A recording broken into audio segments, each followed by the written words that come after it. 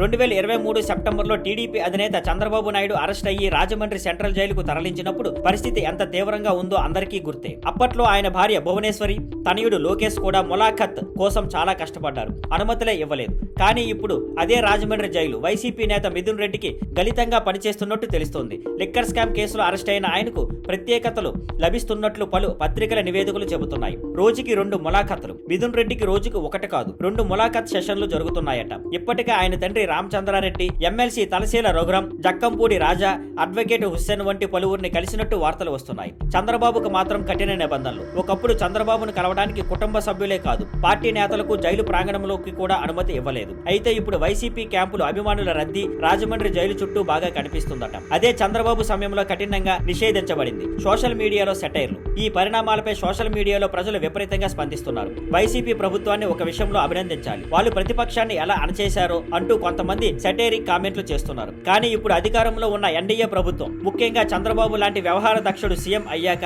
అలాంటి పగతీరు రాజకీయాలు జరిగే అవకాశం కనిపించదు అని పలువురు అభిప్రాయపడుతున్నారు. మొత్తంగా రాజమండ్రి జైలు పాలసీల్లో ఈ డబుల్ స్టాండర్డ్స్ ఇప్పుడు రాష్ట్ర రాజకీయాల్లో వేడిగా చర్చకు మారాయి.